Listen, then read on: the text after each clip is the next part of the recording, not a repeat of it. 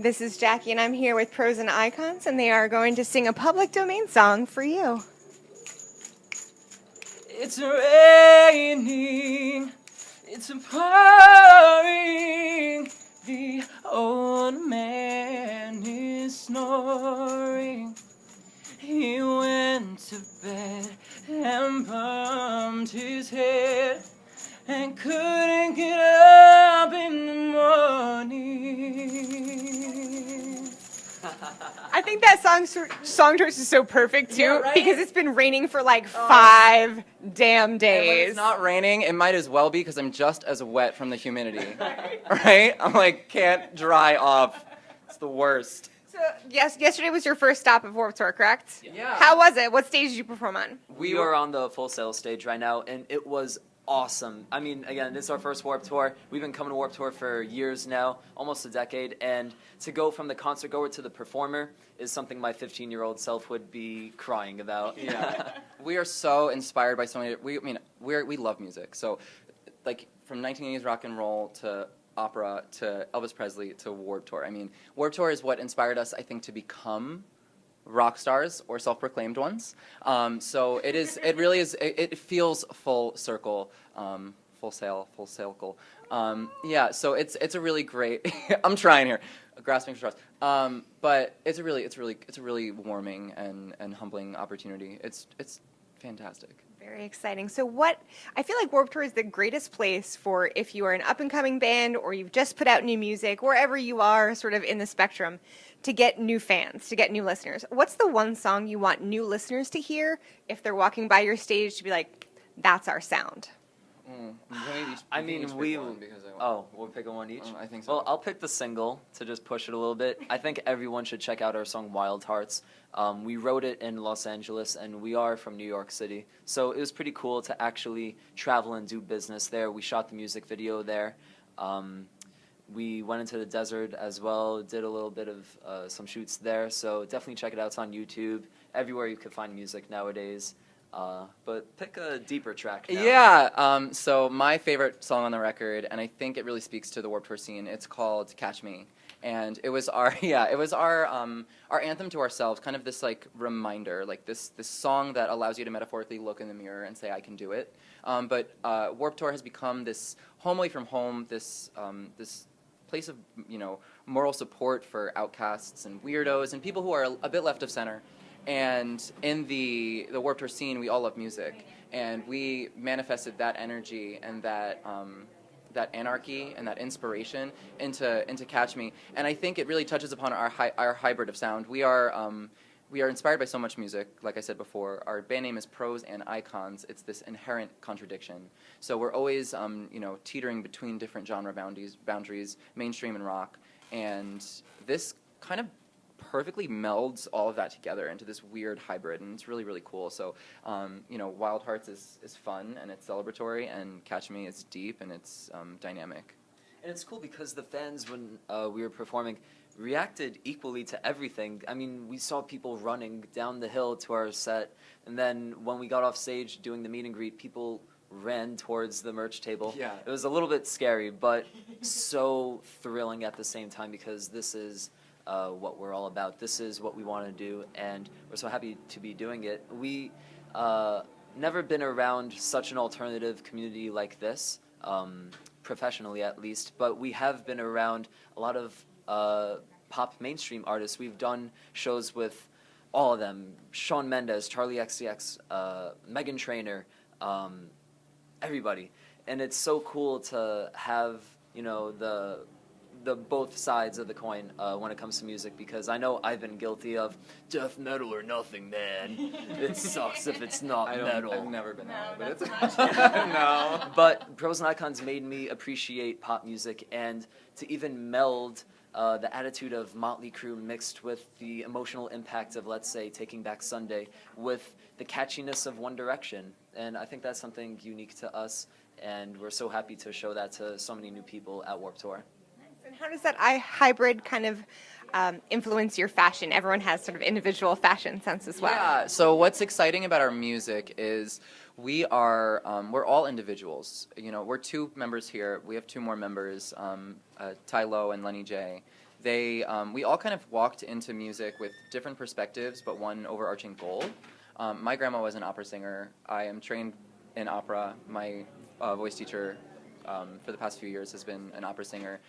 My cousin sings in pop. My other cousin's a drummer. So I grew up next to my grandparents who listened to a record all the time. So what I took from music was about the emotional, internal, kind of isolated experience of what a voice could do. Whereas Lenny, who I'll speak for that's not here, he grew up going to venues and seeing these huge, his parents were really big into 80s rock, so they kind of raised him in the same lens. So everything to him is so visual. So because of that, we can, tap into different personalities, and we express ourselves differently because of our inspirations. My stage name is Joey Dean because I love the 50s and I'm inspired by my grandfather, but also because I like that kind of timeless feel, and our record Iconic touches upon that. It's to create something that's anthemic, that could stand the test of time, but we get to, in that moment, be ourselves, and this is just a big party. Rock and roll is fun, so we want to make it fun. Absolutely. And you mentioned your new single, that it's sort of out where music is sold. What role do you see music streaming having with new music out? Actually, we just celebrated our 100,000 stream for Wild Hearts. So thank you guys times 100,000. Let's work on all the other tracks now. But I mean, it's been great. The reception, the people, and when we walk the lines in the morning, everyone says, oh, we'll check you guys out on Spotify and Apple Music, and it shows. I mean, the numbers don't lie. The people love it, clearly, and we're so thankful to be in a generation where you can have music at your fingertips, because I'm sure a lot of bands in the 70s, 80s, and 90s would love to have the networking ability in their pocket. You know what I'm saying? Yeah, music is, it's taking a turn, and it's becoming so self-sufficient. I think because of that, everyone's kind of battling to find what the next thing is, whereas before you kind of had labels orchestrating that, you had experts. But being an expert isn't necessarily being an expert anymore. And I think what we've taken from that, when we've been through trial and error, and we've kind of saw what worked and what didn't, what we always resonated with and what we stuck to is being authentic and being ourselves and being real people, and that speaks to our style, our sense of independent fashion, our sense of musicality and what we bring to the table. And it's been kind of difficult at times for us to mesh that into one cohesive sound, but I like to believe that we create music that hasn't really been created before, and I think ultimately that's what we're doing. We're writing music that we, as listeners, love, to create something that is just, something that we've been wanting from music for so long that isn't there. And, hopefully it has resonated, and hopefully it resonates even more, and that little bubble dilates. But it's just a matter of being authentic and just being true to yourself. I like that a lot. So Yeah. You mentioned music in your pockets. We also talked about, fashion, your aesthetic. Social media, I feel like, is such a vehicle for bands, no matter where on the scale you are. What social media platform do you favor, and why? Social media is a wicked game, man. The algorithms are changing. They're against the little man. It is so, unless you have this humongous pocket of gold, it's really hard to master the craft. But it goes back to that idea of being authentic. We are educated. Nick here went to school for music, and he can speak to that if he'd like. And or my mate Lenny did as well. I have a degree in writing, but we are educated and we pay attention, we observe. So we follow the trends of social media to stay on it, but Instagram at Pros and Icons is the place where I think people can really grab a hold of who Pros and Icons is. And ultimately we want people to connect with our voice, and that being a figurative voice as well, seeing how we dress, seeing how we interact. We get to talk to our fans, we get to be authentic, we get to live stream, we get to post videos, we get to make things look pretty and make them fit visually in color, the tonality of what we have as our brand and what we have as our aesthetic that accompanies our music and allows people to feel that music differently. Instagram is definitely the way. We are active on all social media platforms, but Instagram is what we're mostly on, and we have fun doing it. It's really cool. I feel like Instagram is sort of the way to go, because you sort of blend the audio and the visual together. That's great, yeah. Awesome. Social media is also a great place to kind of express your views as well, good, bad, or indifferent. Nick and I talked via email about some positive ways to use social media. You guys have worked with and spent time helping other charities, which is something that my website does. Yeah. We merge music with the social causes and charities that bands support. So what are some charities that you've either worked with in the past or that you would like to work with in the future? We've done, I mean, we love charity work. It's kind of, for me personally, it is the best shows because it means the most, but it's also the hardest shows to do because you really realize it's quite apparent, at least to me, how much you take for granted. I mean, we do a lot for something we feel particularly connected to is the youth, because we all, were once that, and in retrospect, we would love to go back to our younger selves and help guide us to become more who we want to be. So we do a lot of major charities, like tons of Relay for Life. So I think we did like 2 or 3 this year already. We did the New York City Blood Drive, or the AIDS Walk. We did that. We also do like independent ones where we had this one in upstate New York for Battling for Brendan. It was called. This family has 2 sons that are battling certain diseases, and it was held at the local middle school. Again, really hard to do, but so fulfilling, and it's so great to be a part of it. And Warped Tour has so many nonprofits that we've been chatting with. They're all awesome and all want to make the positive change that we want to see in the world, and by working together, there's no more fulfilling feeling than that. Yeah, I really personally, something we haven't worked with that I really want to, and I see it's becoming, I think our music speaks to it, and I think music in general does, but I want to work with suicide awareness non-for-profits, because music is, in any way you cut it, music is therapy. And the world is this gauge of happiness. The glass is half full or it's half empty.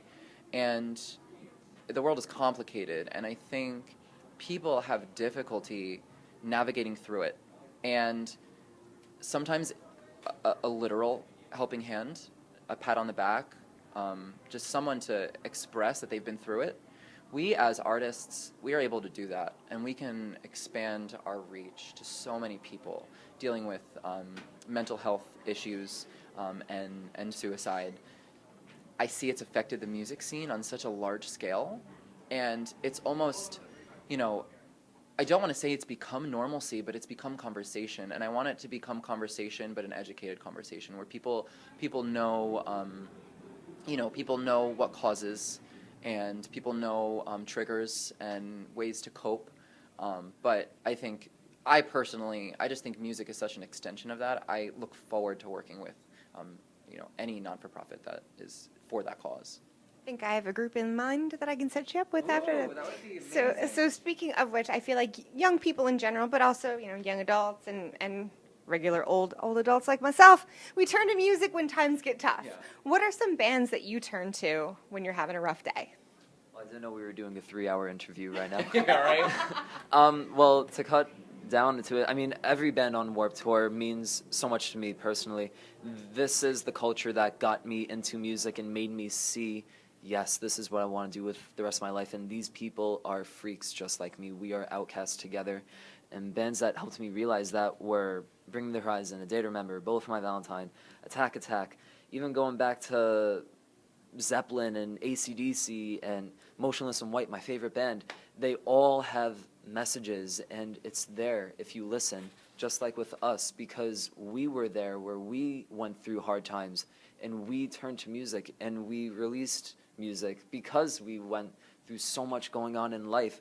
And it's funny that when we reminisce on our writing, that by the time we release the record, we're in a completely different spot mentally and emotionally, spiritually, that it's like, wow, I can't believe that not only did I overcome, but I got to a new level. And without those bands to not only plant the seed of that inspiration to let us see that vision, I don't think that we would have any of this.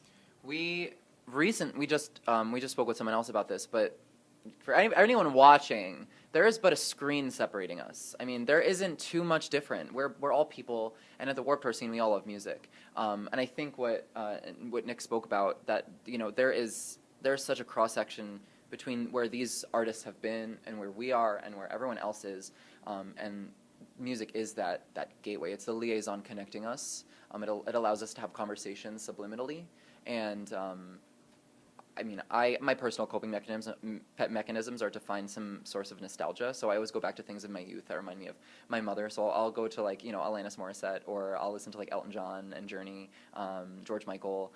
But I personally, when I was this age, I was listening to Linkin Park, Panic at the Disco, Paramore.